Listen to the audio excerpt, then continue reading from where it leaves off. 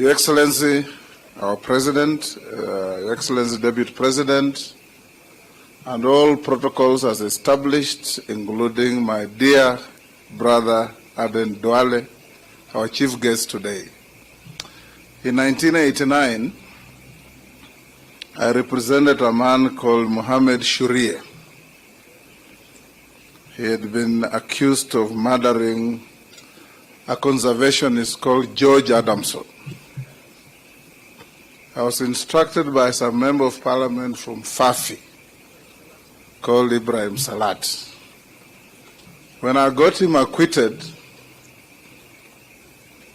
a week later, while in my office, some tall, lean young man walked in to come and say thank you for representing my uncle. And that lean, tall young man was Aden Duale. And we knew each other from then and became good friends.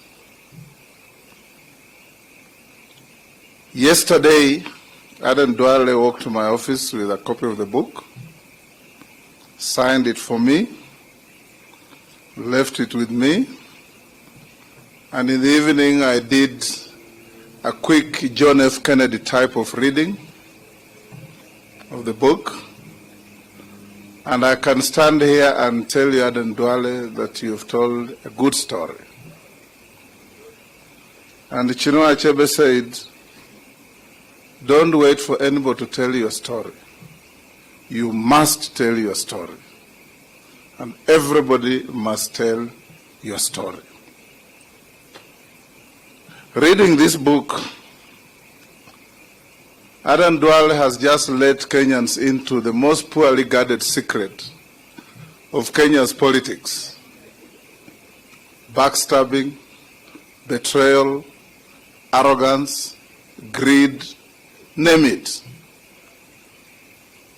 It's all in this book.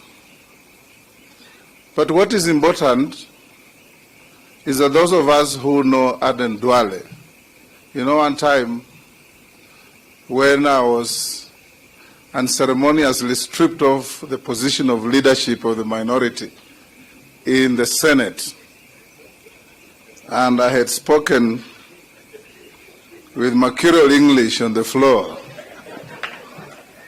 Aden Duale called me. When I picked the phone, he laughed uncontrollably for 2 minutes. And I asked him, why are you laughing? He said, I knew it was coming. Because you're working with people whose political trademark and tool of trade is backstabbing and betrayal.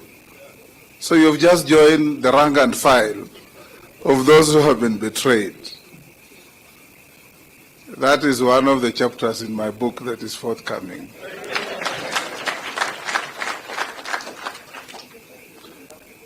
Aden Duale is an embodiment of an honest man. Honest to a level where Malcolm X would have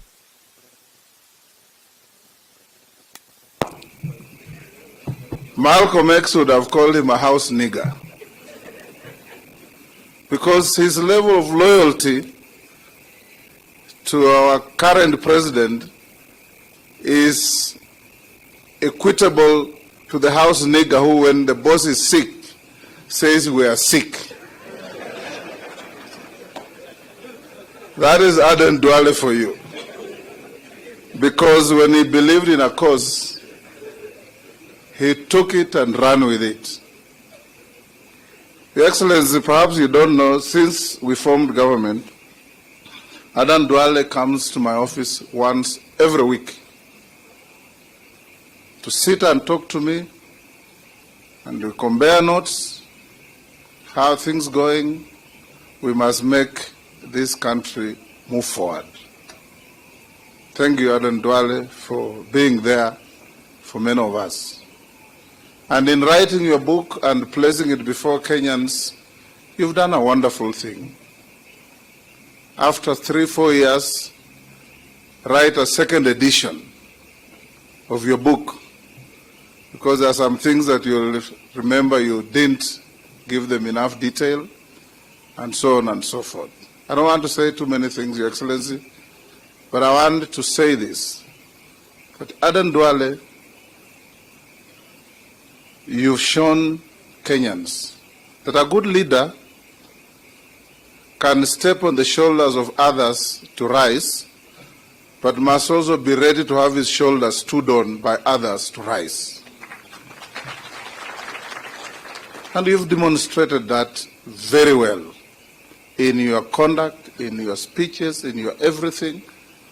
I shared the views of Murkomen and Kindiki that you are a constant obstruction to the growth of devolution in this country when you are the majority leader in the National Assembly.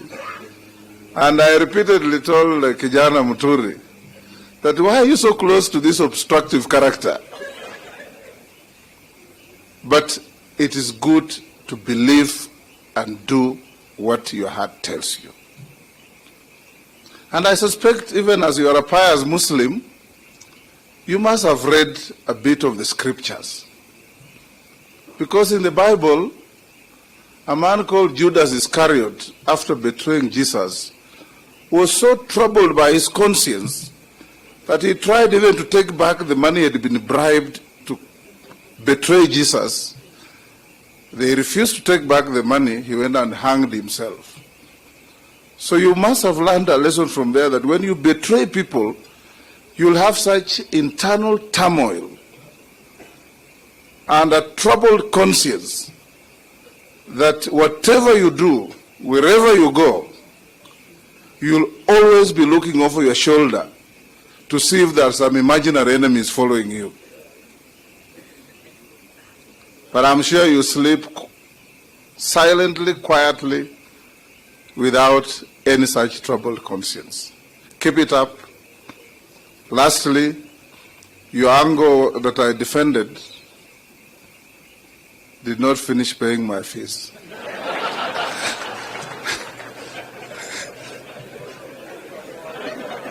Now that you have tremendous income coming through the sale of your book, you may have to visit me for us to look at my file. Thank you very much. I'll now invite the Honorable Musalia Mudavadi, our Prime Cabinet Secretary.